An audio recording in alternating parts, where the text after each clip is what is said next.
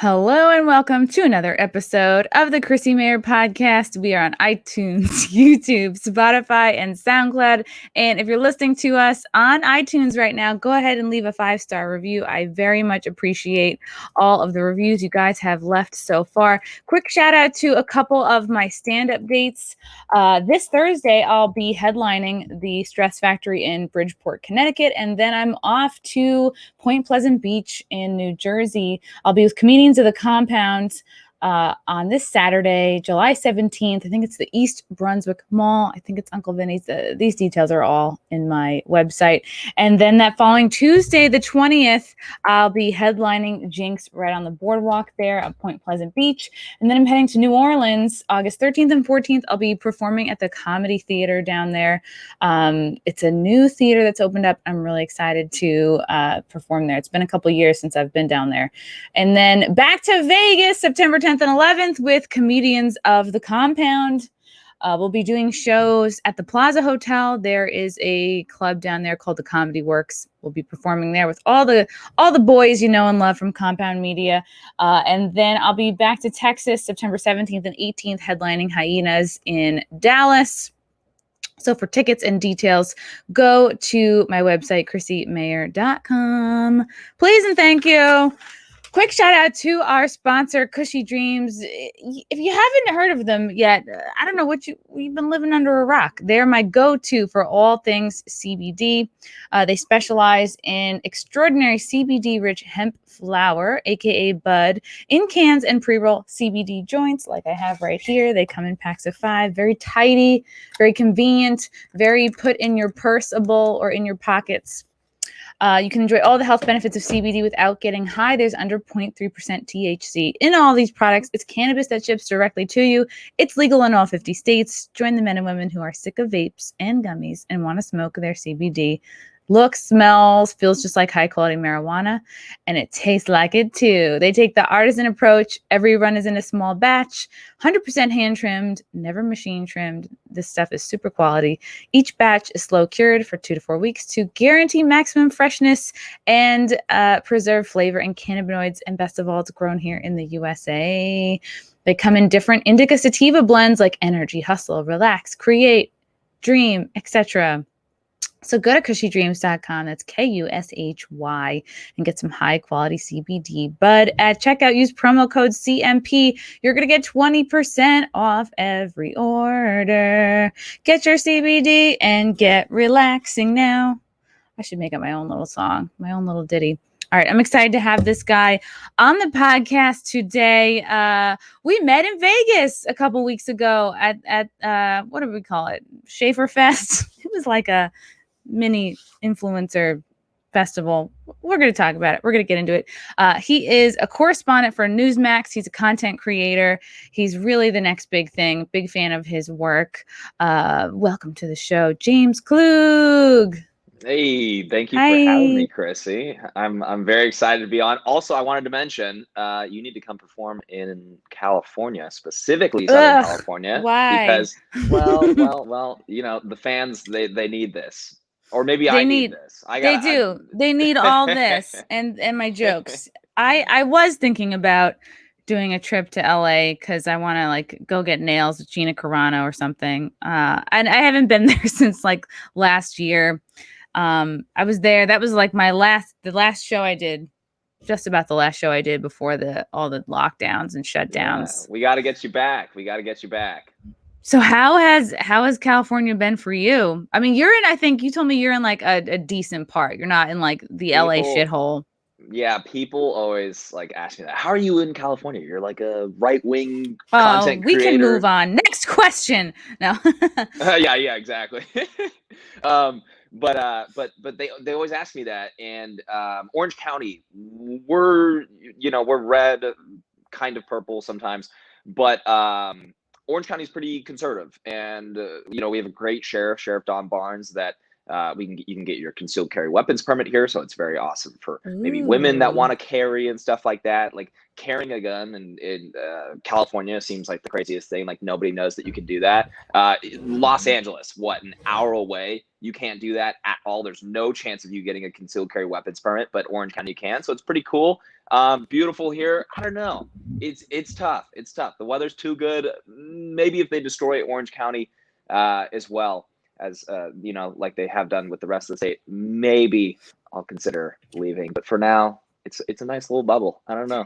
That's kind of how I feel about where I live in New York. It's like I'm not in the city. I'm away. It's like, okay, it's away from the craziness. And it's like you can kind of work and do whatever we're doing from kind of anywhere, as long as you have a decent kind of like home setup and you travel. I mean, you've been all over, James. I want to get into how you started doing this, because if you guys check out James's YouTube channel, you just have tons of footage from almost like every major riot and everything that's been going on. Did you start like right last summer, or was your interest in this prior to all the BLM stuff? So I started wanting to create like a political commentary YouTube channel like in high school, but I never really had the balls to do it because it's spooky. It's spooky? Yeah, it's spooky. But I think eventually, I think in like 2016, a lot of people were like, okay, this is the time to do it. So you saw a lot of people start creating, Fleckus Talks, Elijah Schaefer. They started a little bit before me, but I had a full-time job, right? I was pursuing whatever my dream was. I think it was just money. And that's everyone's dream. Yeah. Yeah. And I started a YouTube channel and started doing man on the street content, like conservative right-leaning content. And I kind of put my own little twist to it and everything like that. And the YouTube channel started growing. And it eventually got to a point where I thought I could do it full time, or I knew I could at least. And what's originally a hobby, you kind of look at it and you're like, wait, I can do this for work. That's pretty cool. So now I do my work's my hobby, and it's like one of the best feelings in the world, to be honest with you. And I didn't just jump into it. I did it on the side from work and everything like that. And then this last year, I slowly started to implement doing, in 2020, slowly started to implement actually reporting, because what we noticed is people weren't really telling the truth about these riots that were happening, everything like that. Nope. The only reporters that were there were like, Antifa friendly reporters that film what they want to film, and they don't film people committing crimes. They don't film any of this stuff. CNN's famous for that Kenosha scene where they're saying fiery but mostly people. I mean, that stuff's a joke. Yeah. It's a joke. And so a handful of people definitely got into like the riot scene of filming riots as well. So not only do I create content that I believe is informative, stuff like that, like man on the street content where I interview people, but I also do important reporting on pretty tense situations as well, stuff that a lot of people don't want to go out and do. So now it's full time. I started full time like 8 months ago or so, and I love it. Was it Kenosha that made you realize the media was not being honest with how they covered these riots? I saw we started catching on to that right away. Honestly, it was way before that. That was just like one of the famous ones, to be honest with you. I mean, we started seeing this stuff right away. And you would go to these demonstrations. It doesn't matter if it was like Black Lives Matter or Antifa or whatever it was, where you have people in black bloc waving Antifa flags. And by the way, I went to peaceful Black Lives Matter demonstrations as well, right? But both of them, yeah. yeah, I'll go to all of them, and I'd let them know, hey, this one's peaceful. But unfortunately, a lot of them were completely out of control, specifically in like Portland and in places like maybe DC. And we started seeing that their approved media was the only media that was allowed to be there. And, these people, I don't know, it's like their whole movement kind of contradicts each other, right? Like they want, you almost think that they're the good guys fighting for equality, all this stuff. But then they beat the crap out of people in the street that are reporting that they don't consider to be friendly because they don't film propaganda for them. That's bad news. So, we caught that stuff early on. They do not like having outside reporters or anything there. Because guess what those people do? They film you when you're committing crimes and stuff like that. And I'll film Proud Boys doing something, or I'll film Antifa doing something. Just so happens that Antifa does a lot more than Proud Boys generally. But, we film everything. If there's something crazy going on, we're there, or I'm there, and I'm documenting it for people to see, right? People on social media can just go bypass mainstream media like they were, not tuning into CNN, but actually going to social media and be like, oh, this is how it actually looked at that scene. Wow, there's mass looting there. I didn't know that. They didn't cover that. A lot of this stuff was inconvenient for them to cover. So that's kind of where I come in. That's such a red flag. Like, if whatever you're doing out in public can only be covered by certain media, like, that should show you. I mean, well, like, if what you're doing is good, like, who cares who's covering you? Don't you want as much press as possible? Yeah, it's this is why, like, people make fun of, Antifa. You go talk to people in the street, and I'll ask people about Antifa that, like, want to defend Antifa for Lord knows what reason. There's no reason to defend groups like this. And they say, oh, well, I'm anti-fascist, aren't you? So with a lot of these movements, they hide behind names that are like on the surface, you're like, yeah, excellent. Okay, but it's important to know what the movement does, right? If that anti-fascist group beats the crap out of reporters in the street because they disagree with them, literally just politically, and or they just don't think they're on their side, quote unquote. That's not an anti-fascist movement. That is a that is a street fascist movement. You guys are the fascists if you are oppressing your opposition, or not even opposition, but just people that are willing to film everything. And they do this all the time, right? They do this all the time to where people get lost in the semantics of it. Semantics, is that right word? Yeah.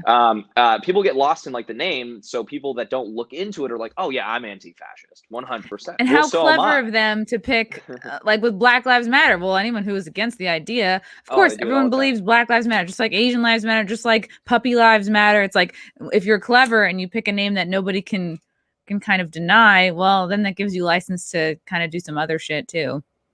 Yeah, they do this all the time. They do it with, like, literally everything. They'll name bills something just absolutely absurd, and everyone's like, okay, well, that sounds pretty good, doesn't it? Like, that sounds pretty cool. And then you dig into it and you're like, holy crap, this thing's stuffed with pork, and it's literally the worst bill on the face of the earth. They do this all the time, and that's why it's really important to, like, on my channel, I try to educate people. I have multiple videos, or at least, yeah, I have a handful of videos on Black Lives Matter and stuff, because we actually talk about, like, what they stand for. Now, if that represents what you as an individual stand for, right? You're like a Marxist individual and you support that. Hey, that's your decision at that point. I'll strongly disagree with you, but whatever. But most people just fall for the title. They fall for the title and they say, oh yeah, 100%, like Black Lives Matter, absolutely, fist up, let's go. But that's not how it is. Once you have to peel back like one layer and you can see that it's an anti, radically left, anti-police movement, stuff like that. And a lot of, minorities in this country, a lot of just average Americans, once they peel back that top layer, they say, ooh, this isn't really for me. You know what I mean? And that's why the defund the police movement, that's lost a lot of steam. I just did a video on it the other day, and in Los Angeles, and a lot of people, they don't really support it. You have homicides and you have shootings skyrocketing. Los Angeles year to date is 24% increase in homicides so far. Maybe it wasn't the best idea to be pushing for defunding the police. That's not the best play. Unless you can afford private security, you're gonna have an issue with that. Defund the police is for the rich elites that want to see everything burn, basically. That's the only people that it benefits. It doesn't benefit the folks that are in inner city communities or anything like that. Because guess what? The people that aren't being defunded, the people that aren't going to have less police, are going to be the tourist attractions. Beverly Hills. Mm-hmm. Beverly Hills isn't going to have less cops. Mr. Moneybags getting on the phone. He's going to say, hey, we need more police over here because we're not going to tolerate this nonsense. And who's left in the dust? The communities that need police the most. The communities that struggle. They don't have opportunities as much. There's the schools are riddled with gangs. The local communities riddled with gangs. Everything like that. That's what affects the most. And a lot of people, I think, have woken up to that.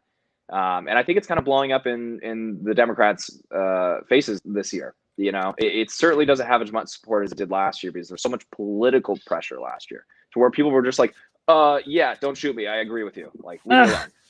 And shouldn't that show people, like, if cops are really so racist and shooting tons of unarmed Black people left and right, and it's such a huge problem, like, well, now in the last year, like, cops in big cities have been sort of, at least I've really noticed in New York City, like, scared to do their jobs, really pulling back, and like, so it's like what everybody said was going to come of this didn't come of this. In fact, everything the other crimes spiked up, and it got way worse.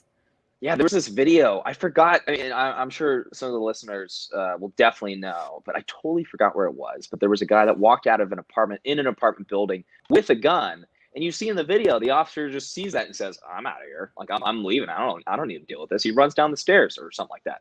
I'm sure people know what I'm talking about. But yeah, there was a recent video that surfaced, and you're just like, "Oh my God!" Like you are getting police officers that are afraid to do their jobs, no doubt. We have the entire riot rapid response team in Portland that resigned maybe about, what was that, maybe a month ago now, a few weeks ago now. Yeah. So they're all over it. They don't have any support from their local communities.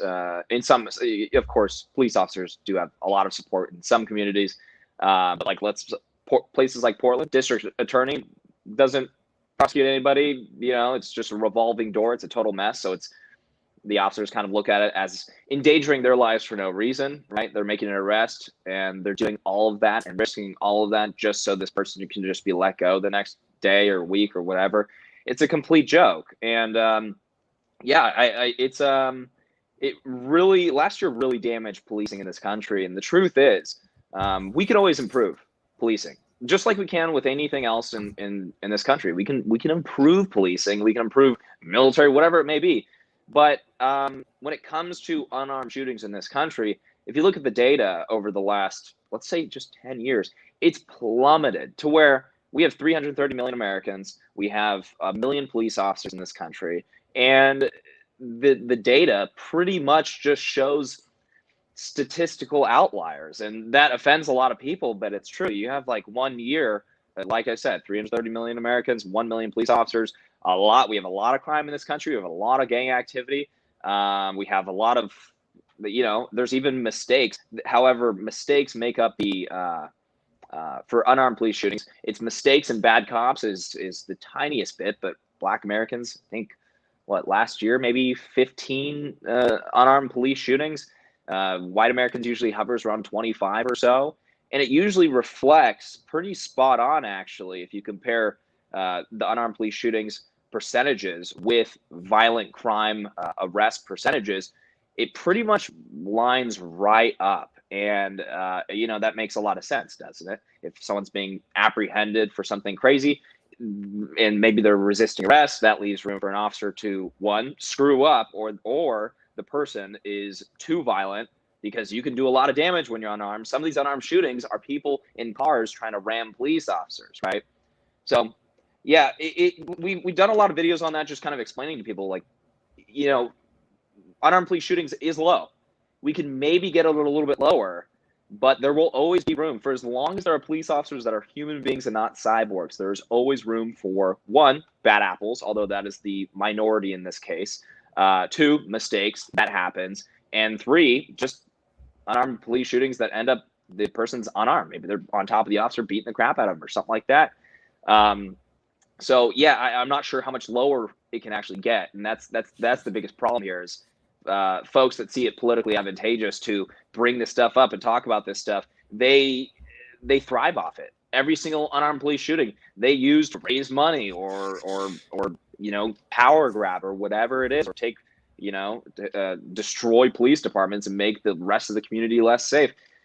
It's a really dangerous road that we're down. But we just got to educate people, and that's really all we can do. It's really one person at a time. And optics are so important. That's why what you do, James, is so important, because when people think of the way that George Floyd died, they don't think of how many drugs he was on, and they don't think of the fact that he was a career criminal. They don't think of like what he was actually doing to be questioned by the police. All they think of and remember is like just the visual with like Chauvin with his knee on his neck. And that's what, I don't know if people just have much shorter attention spans or just optics are just so damn powerful, but it's optics really just powerful. Yeah. little by little, it just takes a little bit. We have to just take a chunk out of that mainstream narrative. And they grab a shocking video and they leverage it for political reasons, because the truth is, this is not even on the list of 100 things that are actually damaging in this country that are happening, that needs to be dealt with, that are systemic issues. Police shootings, unarmed police killings, everything like that. That is not even on the list of top 100. Now, it is. We can say that it's a thing that we could try to resolve, but like I mentioned, most of them are just statistical outliers. There's really not that many. And, every single time this stuff happens, people just leverage it for politics. They leverage it to say, oh, well, America's systemically racist. With what evidence do you have that? I mean, you're showing me one incident, and yeah, sure, there's a few throughout the year and stuff, but we're a massive country. There's going to be a few throughout the year. This is the most equal country on the face of the earth, the most diverse country on the face of the earth. Black Americans, their family median income, they make the highest out of any country in the world. We have more Black Americans in spots of political power compared to any other country that's comparable to us. This is a great place for all different types of Americans to live. And people see a couple videos and they want to sell you the idea that America's this big racist country that needs to be just totally flipped upside down and totally redone, when that's just not the truth. You know what I mean? Do you ever get like angry or frustrated because you do a lot of man on the street stuff, and I think mostly for Newsmax. I mean, you do your own stuff for your YouTube channel, but for Newsmax, I've seen you'll kind of like do reporting. And do you ever get like, I don't know, angry or frustrated with the people you talk to on the street? Because there's been a lot of like dumb responses, but they represent all of the American public, so it's important to see what they're thinking. Well, I want to start with one thing. Okay. A lot of people will look at the videos and stuff, and in my videos, there's a few purposes behind them, right? It's to show people kind of what just people are saying, what folks on the left are saying, etc. Now, it's obviously a small pool, but it's generally a decent reflection. If I'm being totally honest, it's generally a decent reflection of what the populace thinks, because these people get this information. This is why it's so interesting. They get this information from the mainstream media. They're just regurgitating what they're hearing. Maybe they listen to the Young Turks or something like that. They're getting this information. They just repeat it. So it's really interesting to see what they're consuming and what they're repeating. Now, as for the initial question, like, do I get frustrated? No, not really, actually. I'm pretty darn patient, and I'm not sure if that's just who I am or if I've just done it for so long. I have people that scream in my face, like just lose their minds. And I always think, keeping your cool is probably the best way to do it, because a lot of my videos, we have these videos called Let's Talk. So we put these on pause because I am doing content for Newsmax now. We'll see if we pick those back up soon. But the purpose of those videos was for me to have an opinion and for me to respectfully get that opinion out. Because that's kind of what I encourage, right? I have friends that are Bernie Sanders supporters, friends that are Trump supporters, all this stuff, and yeah, sure, we'll tease each other and stuff like that. But I'm not going to cut people off just because they disagree with me. I try to be pretty easygoing because I want to encourage people to be open-minded and everything like that. And so, it doesn't really bother me that much when people are kind of just telling me nutty stuff. If anything, it's kind of good, because the folks at home that are watching these videos, they can say, okay, well, I'm not very political, or maybe I'm a little bit left-leaning. I'm watching one of James's videos, my video. I'm talking about myself in the third person. Maybe they're watching the video and saying, okay, well, I'm left-leaning, but I like what James is saying, and I'm definitely not like that crazy person. I mean, if that's a lesson learned right there, just one, that's excellent. I'm super happy with that. And it's not so much about changing the person's mind in the specific video. Let's say I'm talking to someone, it's an intense political conversation. It's not so much about changing that person's mind. It's really about reaching people at home that maybe are apolitical, or they're like my brother. He doesn't like follow politics at all, but it's like, maybe people are a little bit curious about a topic and they like one of my arguments. They think it's sound. And maybe I can change minds that way. I mean, that's really the goal. And there, of course, is like an entertainment aspect there, right? Like there's some funny parts in the videos, stuff like that. But yeah, I'm pretty easygoing when it comes to, just to wrap that up. I'm pretty No, easygoing when it comes to people that disagree with you're have the patience of a saint. Like me. I watch I watch your channel and Flecka's and like Elijah when he was doing more Man on the Street, and like I start to get anytime, I don't know if like any of the viewers feel this way too, but if I'm watching a Man on the Street and I see like usually the person answering because they're getting frustrated, they're getting anxious because like they're regurgitating their points and it's not like adding up, and then you ask just a regular question and they're like, oh, they can't pull anything up fast enough, or it like conflicts with their own common sense, and they get more and more frustrated and they raise their voice, and then maybe it's human nature because then they want to fight with you because they'd rather make it about you, the conflict about you, than them. Nobody wants to look stupid. That's something I've learned. That's a real hard lesson over the last half 100%. year. People would rather knock you out in a Victoria's Secret than look stupid on a video. Yeah, and that's the funny part too. Is you think about that and you're like, wait, okay, so you feel as though you don't have an argument here, which is that's fine. And really, all you have to say is, hey, you know what? I'm not that well versed in this actually. That's really all you have to say, and that's for me, that's a totally respectable response. I like when I get people saying that stuff. Oh, hey, I you know what? I don't know that much about this. Maybe you could, if you want to try and convince me of your point, that's great. But that's really all people have to say, and instead, people choose to die on a hill of I'm right, screw you, and then they go on the personal attacks. The personal attacks is the thing that makes you look the worst, right? Like if you get me in a video and I'm being like, oh wow, you're fat and ugly and I'm better than you, that's not a good argument. I mean, you're just being a jerk. But my has anybody called you fat and ugly, James? No, but people.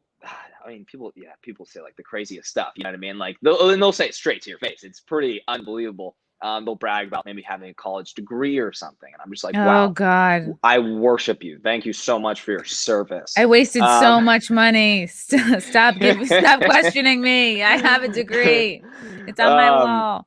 They do stuff like that, but yeah, I mean, they just go after you in whatever way that they can. But what was I gonna say? Right, the best comments for videos. You know, when you have a good video and the person commenting or something is like, "Hey, I had to stop in the middle of that video and like drink some water because these people are out of their freaking minds." That's always a fun one as well. You know, like you don't have to work too hard to find pretty shocking stances from people. You really don't. Not in California, at least. They're so dumb. They make me thirsty. I didn't know if that was possible. Is that one of the benefits of staying in California? You feel like you have access to like a lot of brainwashed libs? Well, I really like talking to Democrats. It's just more entertaining to me. I know that sounds kind of weird, but that's really great because I would get nervous. Like I feel like when I this was what I was gonna say earlier, when I feel someone disagreeing with me and it's conflict and it's rising and rising, I immediately there's something inside me, like I brace for impact. And I don't know if that's because like of my dad growing up, like I would like tick him off and then it'd be like bam. So I feel like I would always be like, you know, after conflict comes like someone's gonna get hit, and then so whenever I hear that, like even if I hear people fighting, I'm like, that's why I hate fighting and conflict, because I'm just like, oh, someone's gonna get hit. Yeah, it's just more fun, and you know, you do have to try to like just, you know, be as respectful as possible. It's okay to challenge people. That's where a lot of people get like confused, is like if you are challenging someone, there's something inherently aggressive about that, kind of like what you're saying, right? You're like bracing for, you're like, ooh, this is kind of intense. But if you do it respectfully, I think there's certainly a way to where, yeah, sure, the person might completely disagree with you, but they're not going to usually walk away screaming and shouting and stuff like that. There's a fine line you can kind of reach. But yeah, we've tried filming videos in I think Florida and stuff. There's certain videos that you can get, you know, that are interesting to people if people have a question and folks in Florida can answer it and stuff. But usually my videos, I'm talking to people that disagree with me most of the time, right? That's why Los Angeles is a great place to film. New York, DC, stuff like that. Portland. And you know, because I think it's important to educate people on like at home, you know, that are watching videos and stuff, of what the thought process of these individuals are. And I try to, you know, I put, if we go with one question, I put as many people in the video as possible. And usually you get all different sorts of responses and everything like that. But Yeah, it's usually, I mean, I can like expect a response and I'll get exactly that response. And it doesn't take much work, right? We're there for an hour and a half, 2 hours filming. You're getting this response over and over again. One example I'll give you, I actually have this video being released probably tomorrow. And Ooh, what's it about? So this one was really interesting. And there's been videos done that are similar, but not quite. And so I asked people in Los Angeles, I wanted to know, like, is the American flag becoming a partisan symbol? It seems as though there's a lot of conflict around the American flag with folks on the left in the United States. And so I wanted to know, I asked people, if you see someone wearing an American flag on their shirt, do you form any kind of opinions about them? Now, you really shouldn't, right? Oh yeah, proud American, awesome, love that.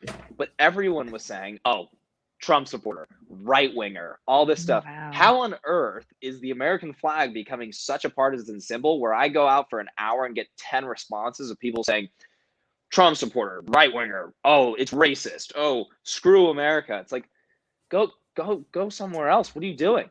Like, why are you still here? It's like someone being in your house and being like, Chrissy, your furniture sucks. Also, that TV's too small. Wow, like this place is a dump. And you're just like, why are you in my apartment? I'd be like, bye. Why are you I'm not gonna invite you over again. Yeah. And I think that our leaders lean into this, you know, like they made fun of like the lack of 4th of July decorations, but they might have been similar to like previous years. But there's been so many examples, like what was it? Was it Mother's Day or something, or Father's Day, where like Kamala Harris, like, and Biden, they're not really like shouting it out. They'd rather be like, oh, like make a big deal about Juneteenth than mention Mother's Day or Father's Day. And they kind of lean into being a little bit anti-American, not being patriotic. And if the symbol for the country is associated with one side, like, wouldn't you think that that's the better side? Like the side that loves the country more? Yeah, I think, and by the way, I just took a sip of water and went down the wrong pipe, so I'm dying right now. But oh, no. Yeah. So I think a lot of what we're seeing is it's really unfortunate because the Democratic Party, I mean, like classic liberalism, true liberalism, I probably identify as that, to be honest. Like you know, classic liberal, like a person that believes in individual liberties and you know, like strong on American values, strong on gun rights, everything like that. And I think what the party's really turned into, or is slowly starting to turn into, is a party that is not proud to be American at all. They're not proud of America. They're not proud of the accomplishments of America. And I mean, I always say this, but like it seems as though the only part that they enjoy about the country, like at all, is the geographical location. I swear to God. Wow. And it's reflected in almost every single thing that they do. I mean, there's this recent discussion about voter ID laws and all that stuff happening in Texas.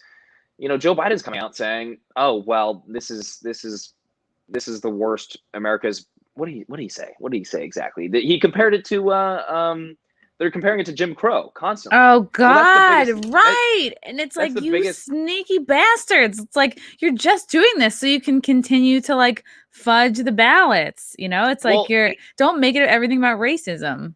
It's insane because there are people that believe this and will repeat this, right? So if I go out on the street and I go talk to people, I guarantee you that we get people repeating this stuff. Yeah. Now, how do you defend that? How do you defend comparing today's America with 1950s like America? How do you defend that? Well, you can't. So that's where a lot of these arguments just totally crumble, and it's all politics. And it's sad because their politics is having to divide the country in such a way that people believe, oh, it's such a racist country, it must change, all of this stuff. If your policies are so bad that you count on destroying the social fabric of this country, destroying race relations in this country to get your way, your ideas probably aren't that good. Because I don't need to do that to let's say I have an opinion or something like that. I don't need to say, like, just completely lie to people's faces. I can provide them with facts. I can make my point.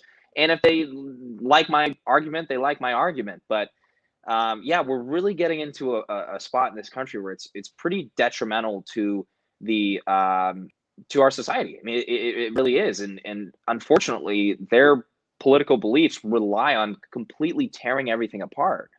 And Whereas you would that think a goes for good, everything. yeah, you would think like a good policy or idea would acknowledge where we truly are instead of destroying what is, right? I mean, I'm not like I was like a poli sci major, but it's like you should kind of like accept reality. But that's the thing is like we're all questioning what is reality, you know, and the mainstream media has done like a really good job. I feel like there's two entirely separate realities going on. I totally agree with you. And it's like, sometimes you think to yourself, you're like, wait, hold on. Like, am I missing something here? Or are you straight up comparing this with Jim Crow? Because Mhm. this doesn't make any sense. I don't know how you're drawing these conclusions, but here's the thing. They've discovered that, well, they already know that they dominate the media. They're 95%, roughly 90+% of the mainstream media. Your average American at home is consuming left-wing media. So if they repeat lies enough, and there's a saying, but that I can't repeat because I don't freaking remember it. But She's if not they brainwashed. yeah, if they repeat lies enough, it becomes just kind of a truth. Like people buy it, right? To where, I mean, God, I could give a billion examples God, of wasn't this. there the one thing where like you were like, oh my God, all these guys have the same script and somebody cut it together where every mainstream media outlet was saying, this is a threat to our democracy. This is a threat. Like they would They use the just exact same language. they use the same stuff and they constantly lie about it.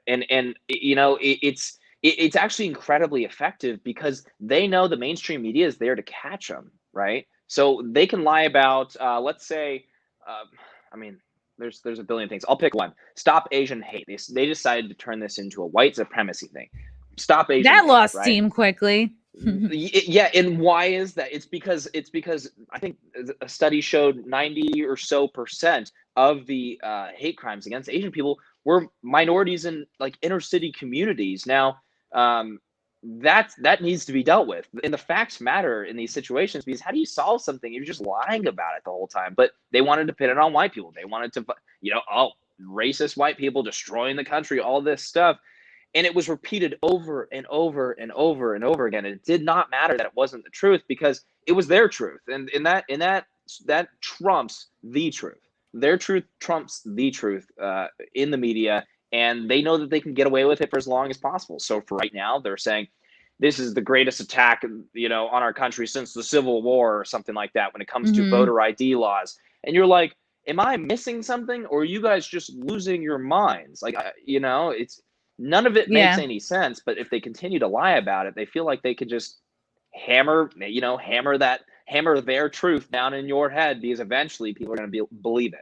I And they do imagine, this with countless things. yeah, there's probably so many like newsrooms like yelling to each other. What do you mean we don't have any footage of a white person beating up an Asian person? Like, go get it. Go find it. Find I it. don't care that it's hard to find. Mhm. Go find it. Like, Then you go it's just outside and punch propaganda. one. Yeah. I know it's just becoming propaganda, and they do this with every aspect of our lives when it comes to hammering in their truth and ignoring the truth, and it's incredibly damaging. Obviously, I do have a bias in my videos and stuff like that because I believe that there is a certain way to go about things, usually traditional American values, stuff like that.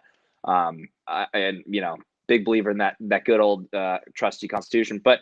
I also am not going to just straight up lie to people to get my point across. Like, if it's totally obvious, then I'm like, okay, this is ridiculous. Like, that's why, you look at the Stop Asian Hate thing and you're like, this holds no water. What are you guys doing? Oh, right. You're Nobody just trying to hates divide the Asian country more. people. They're making our phones. They're doing our nails. They're doing our dry cleaning. Come on. We got a super chat from Middle Age Crazy. Thank you so much. Wow, this might be the biggest one ever. Really enjoy the live streams. Can't always catch them because of work, but wanted to show my support. Thanks, Middle Age Crazy. I love Middle Age Crazy rocks. Look at that. You rock, Middle I Age think Crazy. I saw a question here for you, but now it's lost in all the other Uh-oh. regular chats. Do you feel like you're making a difference, James? Do you feel like your videos are starting to chip away? Chrissy, I'm gonna get deep on you right now, okay? Yeah, I feel as though, and this is so more of how I like feel, right? I feel like right now is the first time in my life to where, like, you know, ever since I pretty much went full time creating content, everything like that, first time in my life that I actually truly feel like I am making a big difference. And to me, it's like, you know, there's like a serious purpose here for me. It's not that this is just a you know, a fun way to make money or something like that. Like it's a pretty darn hard way to make money. So it's not about the money. It's not just that you're so photogenic. It's not just you're like. It's not just that I have a great beard. It's not about that. No. The bone structure, your teeth, your smile. I gotta get it out there. Yeah.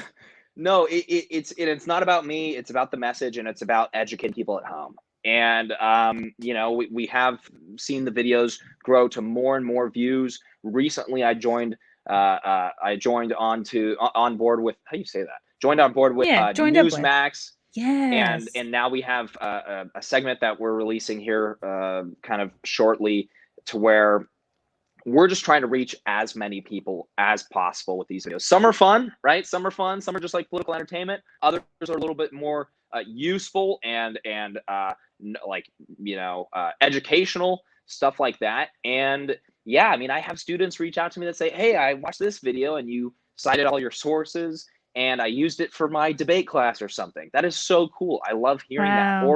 Or I have a lot of folks that follow me that are on the left that watch some of these videos, and they just want they want a kind of an idea of what the other side's saying, and they like how I do my videos. If I can change that, shift that person's way of thinking in any way, that's awesome. And I've had people reach out to me saying that.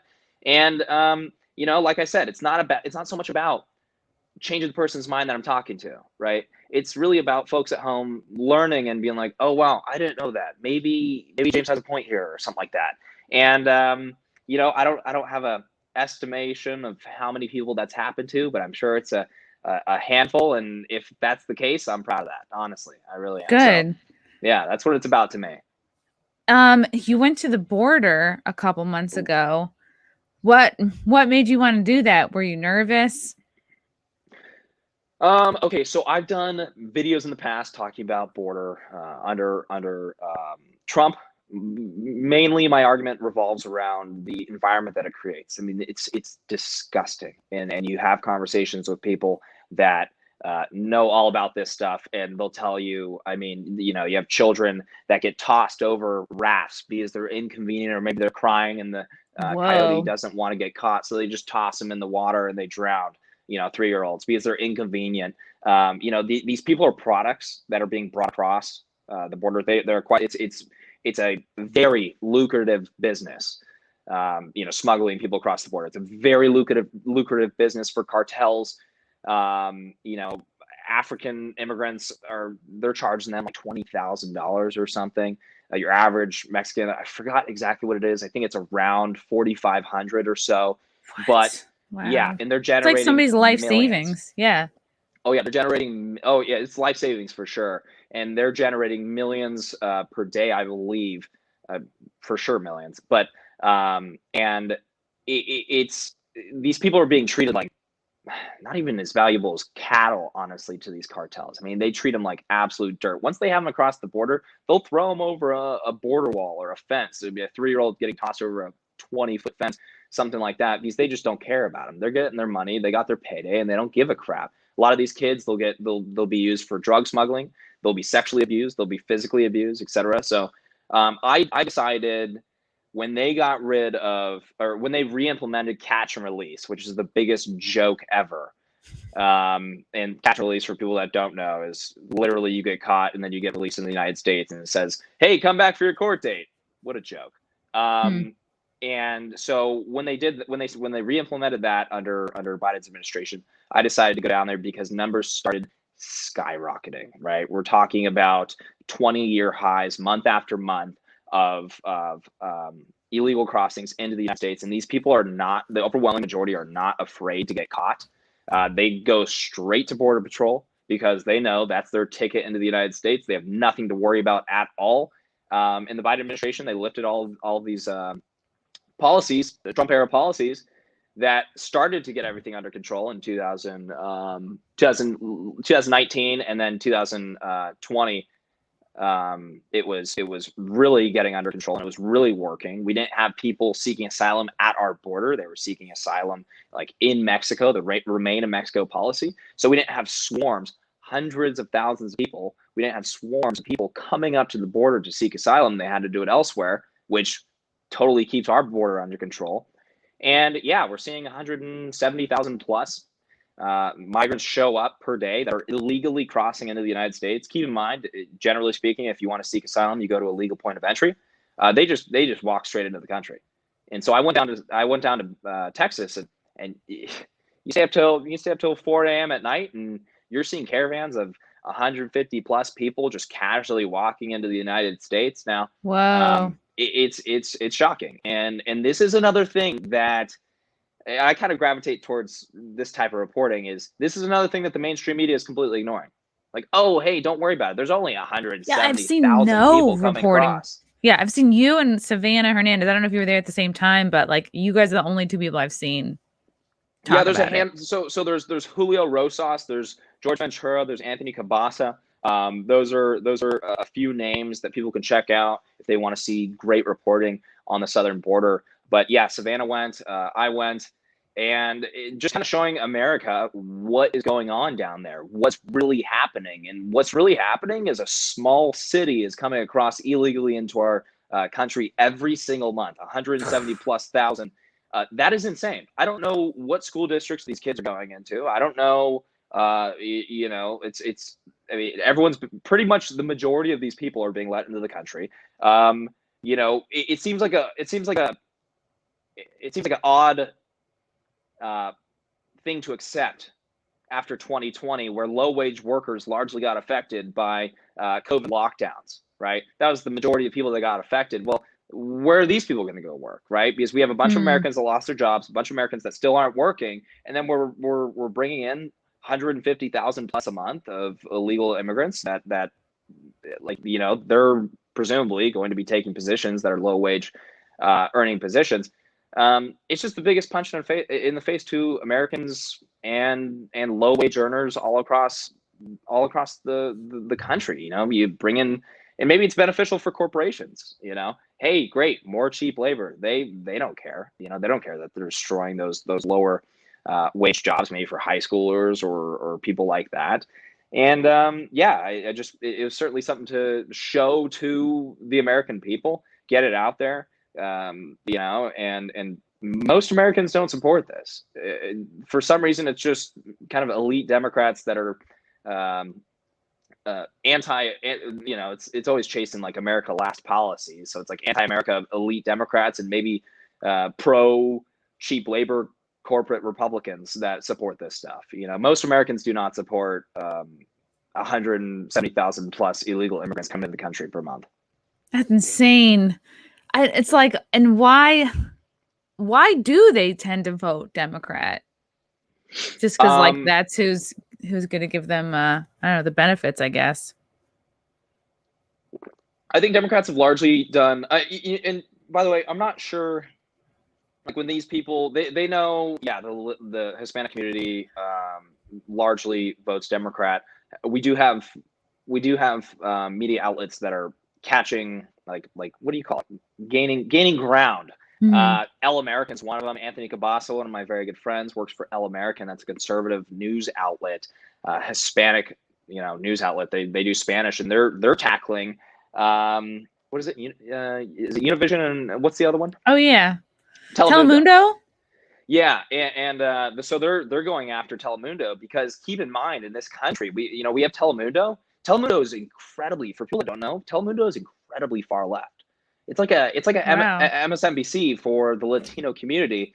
And I think the left has done a fantastic job, in my opinion, at reaching that community. They usually go for trying to dominate sectors that benefit them in every way, right? They have education or something like that, where your kid goes to college and leaves college being like, hey, dismantle individual rights, dismantle capitalism, stuff like that. You're like, where the hell, like, what's going on here? Where'd this come from? Yep. I thought you were going to learn over there, not get indoctrinated by some communists. But it's they've done an incredibly effective job reaching the Latino community. I don't think Republicans have done that great of a job. They'll tell, hey, Republicans are racist, all this stuff. When the truth is, the Latino community in the United States and just across the world, they tend to be pretty culturally conservative. They have way more in common.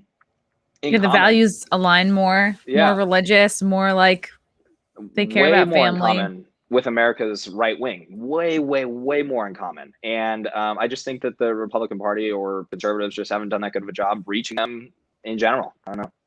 Yeah. And maybe they're learning that lesson. Did we talk about this already? Can you ask James what he thought of Minneapolis? Any funny, sad experiences there? Minneapolis. Funny, sad. Okay, Minneapolis. So I was in Minneapolis. I was in Minneapolis just for, and hopefully I don't know exactly what they're referring to. But any experience. I've been in Minneapolis. Weren't there riots there? Yeah, so I went to riots for what's the young man's name that was accidentally killed? Oh geez, I'm spacing. Anyways, I'll remember it here. I'll remember it here in a second. What city? So I went to Mission Center, which is just outside of Minneapolis, and I was in Mission Center. Yeah, that was one of my first times going live on TV at a riot where I have tear gas going out and everything like that. I take off my gas mask and there's tear gas happening in Mission Center. And that place saw full on looting. That place got completely wrecked and it was looted for about 2 nights. And for anyone that's close to Mission Center, they know what I'm talking about. I'll remember the individual's name in a second. But this happened maybe a handful of months ago. And we saw full shopping centers, and this is like a small place, Mission Center, very, very small place. And it's a relatively small city, and their whole shopping center completely destroyed. Their Walmart wrecked, businesses surrounding it wrecked, windows shattered, everything like that. And that's the only experience I've really had in Minneapolis. Pretty scary. There was a right outside of the police department where we were. There ended up being a shooting happening right next to us, which I filmed. It was a drive-by shooting of 2 cars chasing each other. I don't think I've ever really experienced that until I went to Mission Center. So yeah, there was a drive-by shooting. I was with Julio Rosas at the time from Town Hall Media, and we were sitting there hearing these pop-offs, and on a night of rioting and stuff like that, you hear people lighting off fireworks, you hear riot control canisters going off from police, you hear all this stuff. And so we started hearing pops, and I was kind of looking around like, what's going on? And we noticed 2 cars were chasing each other right next to us. I mean, maybe 20 yards or so, 30 yards. And it was actually people shooting at each other in the neighborhood. So we got in cover. But yeah, pretty crazy place. Really good people in Minneapolis. Minnesota is a great place. Really good people. Unfortunately, they've been hit really, really hard with crime. I know in Minneapolis, they defunded police last year. Minneapolis itself has seen a rise in, I think, their 48% increase in homicides this year. So yeah, wrong time to defund the police. Bad idea. But yeah, I've been there a handful of times. I was there for the Chauvin trial. Handful of demonstrations for BLM, like demonstrations where they're marching around the city. That stuff remained peaceful, of course. Pretty aggressive rhetoric, anti-police rhetoric, etc. But no, I've in Minneapolis itself, I've only been there during pretty peaceful demonstrations. So thanks for the question. Oh yeah, thanks. I think that was at the Admiral. Just like me, you were there on January 6th, and in one of your videos, you were asking, you're doing like man on the street, does the average person think that Trump like incited the insurrection? And it was, most people were saying yes, and they were like, and it was amazing because they were just, did you find that these people were catching themselves just repeating what they had heard on the mainstream media? Yeah, so that's one of my, I call them Let's Talk videos. They're a little bit more upfront, straightforward, a little bit more like debate style, but really the goal is to get my point out. And I thought it was, that video certainly exposed that people believe he should have been charged with or convicted of, inciting insurrection is what it was. And they don't really know why, right? and unfortunately for them, the law doesn't really work that way. There's a few key requirements that are required to, convict someone of inciting violence, and he did not meet those standards at all. And so, even Trump said during his speech on January 6th, was saying, "Hey, we're going to go over there and peacefully and patriotically make our voices heard." That's literally what he said. That's a direct quote. Yeah. And oh, check that out. We got an ad right there. I'm not even going to click this. You don't want to fill it out? What is it? I don't even want to participate.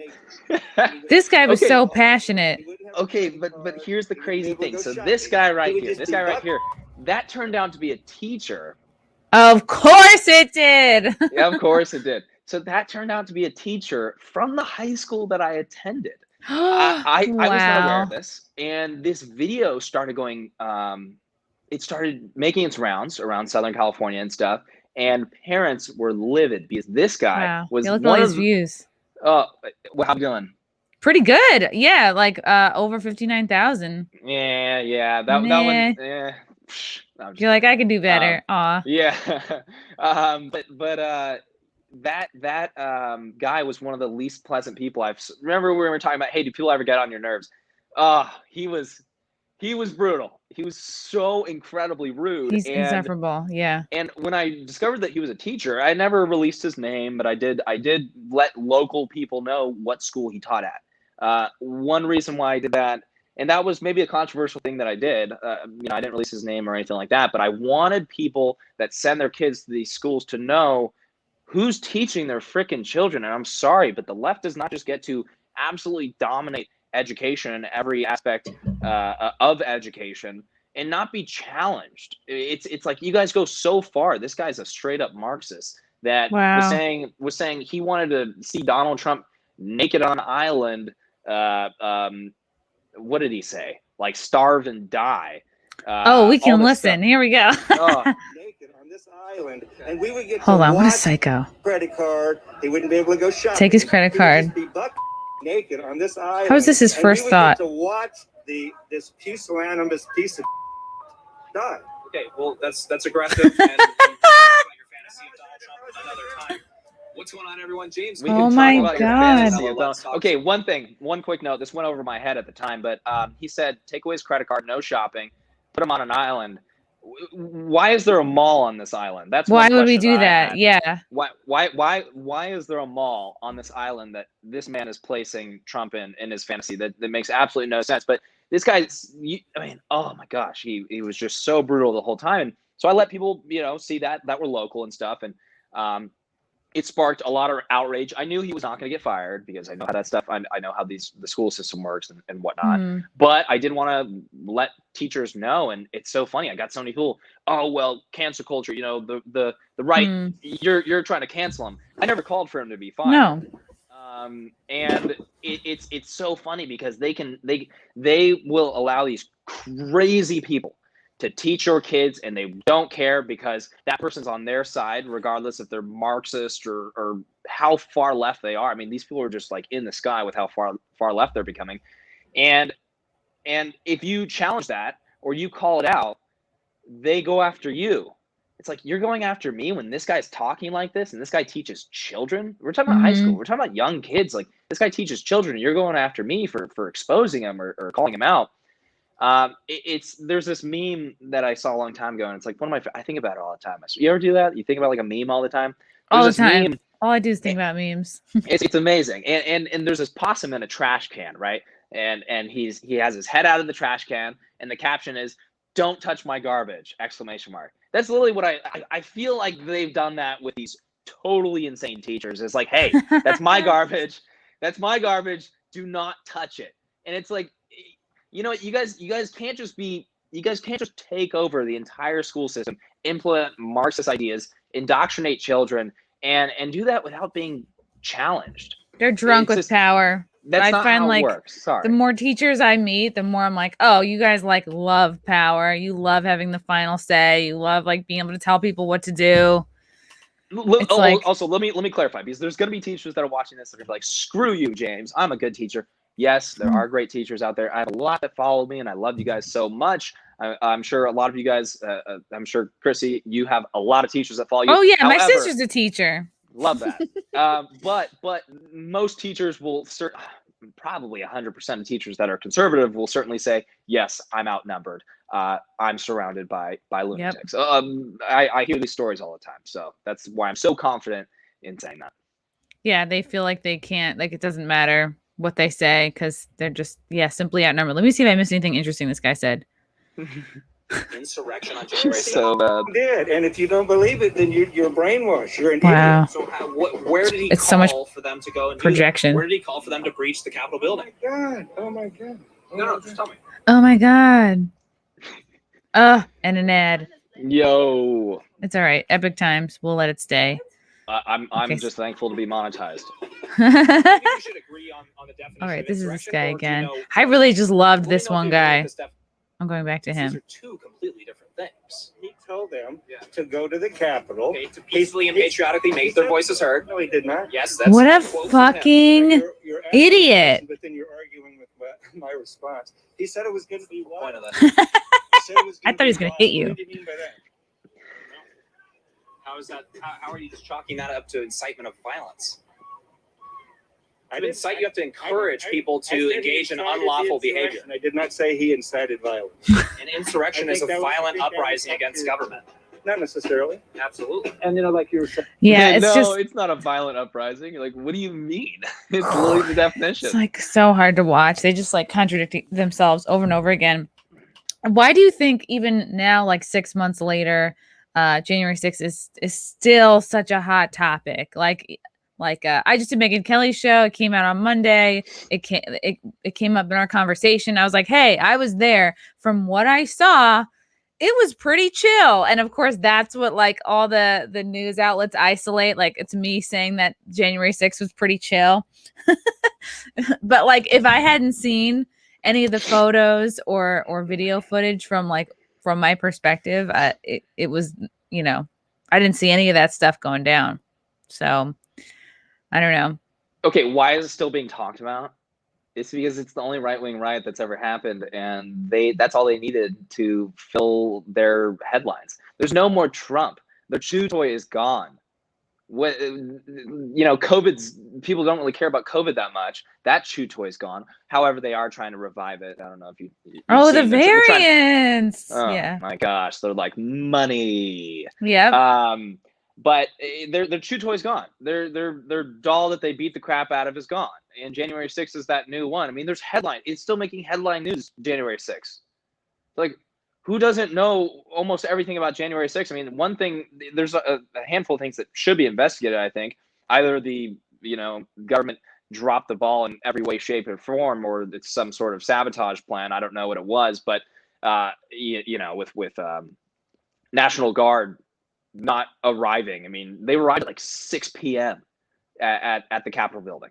There was a lot of other incidents that happened that would probably take too long to talk about. But January 6th, what's funny is like, I hear what you're saying. You say, oh, it was pretty chill. And I've never had a day where I can agree with that, but I can also agree that there was really bad stuff that happened as well. So I showed up. I saw the initial breach and I was like, oh, this isn't good. I think you were on the opposite side of the building of me. Yeah, I was kind of all over a little bit, but I was on the Senate side of the building. So that is, I don't know how to North, that. Maybe? Yeah. I'm still getting used to learning my DC kind of, Yeah. like I don't, so I showed up. There's a crowd of, you're talking, I mean, it must have been hundreds of thousands of people, right? It must have been hundreds of thousands of people. And I'm hearing noise that I'm very familiar with after going to a lot of these events, stuff like that get out of hand. And I'm hearing riot control canisters go off, tear gas canisters go off. They have a very distinct sound. I know exactly what they sound like. And I was like, uh-oh, that's a problem. So I'm running through a crowd. And this crowd, we're talking about hundreds of thousands of people, most likely. I don't know if there was ever a count on it, but it was insane amount of people. Yeah, it's a few people estimated like 1.5 million at one point that were there just on that day. Oh, it was so many. It for sure. It must have been like a million. I mean, it was so many people. And you're talking about grandmas. You're talking about a lot of old Asian folks that were behind Trump. Yes, I think a lot of people speaking out. Anti-communist movement. Yep. Yeah. And just a crazy amount of people. All these people aren't doing anything wrong. They're hanging out there. They're chilling. They're showing up, and they're doing basically exactly what they thought that they would be doing, is peacefully and patriotically making their voices heard. Let their voices be heard. Now, where the misbehaving was obviously up at the Capitol building. I knew this, so I was charging there while I was running. I taking off my gas mask and everything because I bring that stuff, or putting on my gas mask because I bring all that stuff with me when I go. And spicy tear gas just doesn't feel good. Honestly, you get over it. You've been sprayed with tear gas before? Oh, it's just like the worst. Yeah, it's just like fire in your lungs. So gas mask on, running up. Yeah, I mean, let's not deny, and maybe this will like upset people, but let's not deny people literally beating the crap out of cops. Also, on the other side, there were people that were saying, get the hell off these officers. What are you doing standing up for them? So there were people that were completely misbehaving that day. There were also the overwhelming majority of people that were absolutely not. And, when I was there was a lot of people just kind of casually walking into the Capitol.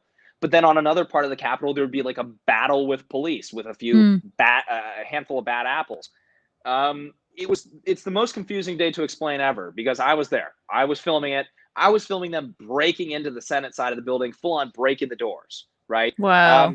That's bad. Right. That's bad. Okay. So I'm not going to say that that's like, hey, heck yeah. Like, no, that is bad. But you walk 40 feet away and there's a group of like moms praying and hanging out. And you're like, I'm looking around because I've been to riots before and I'm looking around like, what is going on? These don't go together. Yeah. Like what is happening? So that's why this day is so complicated, right? And I don't know, maybe I just look at it as, yeah, hey, everyone that beat up officers and stuff, put them in jail, okay? But as for all this other stuff, they try to, the media is really doing their best to try to take this absolute minority of individuals and paint every person on the right with just one broad brushstroke. Yeah, that doesn't really work out very well. I mean, they didn't like when we were doing that with BLM, and there would be, let's just compare damage really quick. Maybe $1 million of damage on the Capitol. Maybe $1 million of damage. That, yeah. Handful of injuries. Got to get a new podium. Got to clean off. People are going to get mad at me if I don't mention the deaths. But even mainstream media, left-wing media has showed that I forgot Officer Sicknick was not murdered that day. You can go if you don't believe me, you can go check out mainstream media outlets have covered that, and they did not cover that truthfully at first. That's the whole, hey, let's try to get away with this lie and just jump to our conclusion that works for our political beliefs. Yeah, we knew that there was no evidence of that from the beginning. So they corrected that finally, which is that's at least good. But they run with this day, and they run with it because the right really, and there's a lot of people that believe it was sabotaged. Could be, but really, I saw Trump supporters, full faces exposed, engaging in behavior that's not good, right? So regardless, there were absolutely bad apples in that group. Maybe people have brought up, oh, infiltrators, stuff like that. I don't know, probably, but also I do want to point, there were bad apples that were Trump supporters in that group as well. And the mainstream media will run with this for probably the next couple of years. This is their ticket to 2022. They're not going to let go of this forever. And it's almost comical to me. You have the mainstream media that was absent in the riots of 2020, where there was $1 billion of property damage, 700 officer injuries, 20 to 25 deaths related to these riots, these BLM and Antifa riots, some of the most violent riots we've seen in the last couple decades. And here they are with one riot that the right really, we handed this one to the mainstream media, and that's all they needed. All they needed was one. All they needed was one, because they dominate the mainstream media. We know how that stuff goes. So they're not going to be talking about the $1 billion of property damage. They're going to be talking about the $1 million of property damage at the Capitol, and they're going to run with that till 2022. It doesn't make sense, no, but they dominate the media and they dominate the narrative. You know what I mean? Did you see anything sketchy, and did you see anything that would make you think that this was a false flag perpetrated by the FBI, that the people who looked like genuine Trump supporters were operatives, the folks in charge of these groups, like the 3%ers or the Oath Keepers, that they were infiltrated? Like, is there anything that you saw on the ground that maybe looked a little funny to you?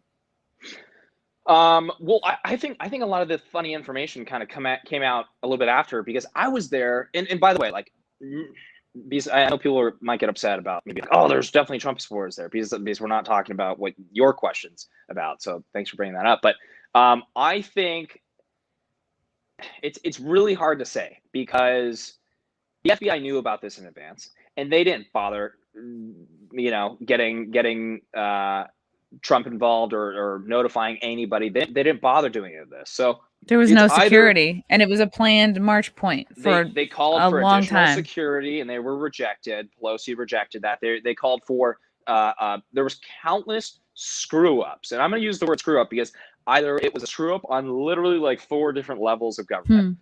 Hey, possible. I would say more unlikely. Or it was a full-on kind of sabotage plan where they knew about all this stuff happening, decided, hey, well, it's going to be good for us. Yeah, it's going to be good for us if this gets out of control. I don't know. I'm not going to say, I'm just kind of speculating here, but they had everything to gain, and I mean everything, from a January 6th happening. They had everything to gain and nothing to lose. They had absolutely nothing to lose. Same with it's similar to the COVID lockdowns, right? There was a point where none of this stuff was scientific when it comes to the extent of the COVID lockdowns, the schools, children, everything like that. Children were never major carriers of COVID-19. Right. Hopefully I can bring that up. All the major airlines kept going. You could at just about any point sit on a packed plane. Just like January 6th, and I'm not trying to change the conversation here, just like January 6th, they had everything to gain from continued lockdowns and a destroyed economy. I think January 6th was the icing on the cake, the cherry on top, really. And I personally, I didn't see anything crazy suspicious. I would say the people that were less suspicious were the people that had their faces exposed. If I had to guess, those were probably Trump supporters that were just maybe a little bit wrapped up. Like just making a dumb move, because like the reason why Antifa gets away with everything is because they cover up. They know, and maybe they're just more used to committing crime than right-wing groups are.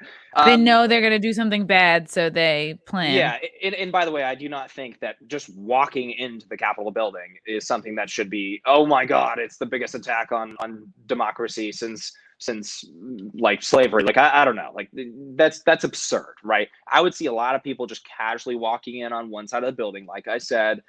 Seemed pretty mellow. Riot police chilling right there, just watching them go in. I have it on. I filmed it. I put it on social. You're kind of looking at that like, huh, like that's a little weird. And then you go to the other side, and they're trying to break open the door. I didn't see anyone attacking officers on that side, on the Senate side of the building. Breaking the door, yeah, it's pretty spooky, right? It's going to be you're looking for like conflict with police if you're doing something like that. However, even that is not. I mean, that's not the worst thing I've ever seen at a riot. Right. I've seen officers getting attacked at riots. I've seen all this stuff. We've seen blocks get burnt down. We've seen blocks get absolutely destroyed, demolished, everything looted. I mean, we've seen whole police stations set on fire. Oh yeah, we've seen it all. They want to try to sell you this idea that a bunch of people stormed the Capitol with rifles and lit the place up, Molotov cocktails left and right, total war scene. Yeah, no weapons. It wasn't that way, and they'll try to paint it like that. However, if you kind of remind people, hey, everyone was unarmed, handful of people misbehaved. Absolutely, no doubt. It was not good. There were parts of it that were really not good, and then there were parts of it where you're looking around and you're, like I said, seeing a bunch of old ladies praying 40 feet away. You're like, what? It was the most confusing day of my life personally, and that's why I almost had trouble talking about it, because every single time I say something, I have another thing to add to it, right? Hey, crazy people right here, totally mellow people over here to my left. Yeah, things don't really add up, and then especially afterwards, we see the weirdest day of my life. John in the chat, I was just going to mention this. Yeah, several of the arrested protesters have been proven to be Antifa and BLM activists as well, like that John Sullivan guy who like immediately went on CNN that night. So that's fishy to me. Absolutely correct. I'm glad you brought that up. That's very true. And John Sullivan's, if you watched his live streams, he was inciting violence. I don't think he's I don't think he got seriously charged though. I forgot what his charge was. But he was inciting violence. He was like, hell yeah, keep going, blah, blah, blah, like stoking the flame. There's no doubt that there was a handful of Antifa people there. No doubt at all. A lot of their Antifa friendly reporters were there. I recognize some of them. However, there's also no doubt that a lot of them were also Trump supporters. And I think there's a lot of new information coming out about operatives, people that worked with the FBI. I don't want to touch on that too much, just because I haven't spent that much time. Things are still developing too there, and things are also still developing to where I think more truth will be exposed. I think more truth will be exposed, and I think it's yes, let's keep the pressure on, let's keep looking into it. But I think it may just start to slowly expose itself as time goes on. One thing we know for certain is the day didn't make much sense. Too much government incompetence, and it was the perfect disaster for them. So, yeah, that's really it. It was like everything they needed. It's a big old trap. Everything they needed. Yep. We fell right into it. I'm really excited to watch this new video of yours, James, about what people think of the American flag, or why it seems like the masses now think of it as a partisan object, I guess, or a symbol of hate, which is insane. It's gonna be good. Is it out yet, or it's coming out? So it'll go up tomorrow on Newsmax. I'm gonna post it. We're gonna do a short version of it. We'll probably have a panel discussion, stuff like that. I don't know the exact time, so I'm very sorry. But if people want to see that video, and it's an important video because this really shows your average American. Literally, I mean, we asked probably like 15 people or 20 people or something like that. It's not hard to find people that believe, yep, that's a Republican over there, because who would be patriotic? What an idiot! Like that's their stance. That's their opinion, and it's shocking to see this stuff on video. It really is, and the video pretty much went the exact way that I thought it would. It's not like I was seeking people out for this crazy response. I go there on the street and I ask, hey, quick thing for you, quick thing for you, quick thing for you. And those are just the responses that we get. And it's really unfortunate that it's that easy to find that response from folks on the left. I will be posting, I'll be updating everybody on when that video is coming out on my, social media, Real James Klug at Twitter, or on Twitter, and then James Klug, KLUG, on Instagram. I'll be notifying people of that. But the full video will be posted on Newsmax's social media, YouTube channel, and Facebook page and stuff. So. Awesome. And how did you get to work with Newsmax? Did you kind of like reach out to them, or did they discover you? Well, I think I was very fortunate to have the I believe the CEO was watching some of the videos, Chris Ruddy. Ooh, that's great. And yeah, and he decided he enjoyed them, and which is, I mean, a huge compliment, and I was very flattered by that. That's really cool.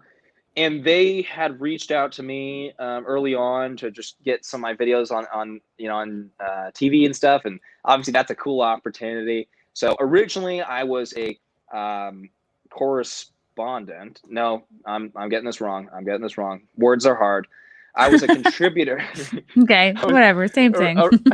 Originally I was a contributor, so I would do my videos on my end and just send them whatever I get whenever I get stuff. And now I'm an official correspondent with Newsmax. I'm a content creator for Newsmax, and we're doing our own segment, which I'll be announcing here soon. I I haven't even told like my personal followers that we're doing that stuff. So hey, Ooh, we'll announce it oh here, my Chrissie. God, exclusive.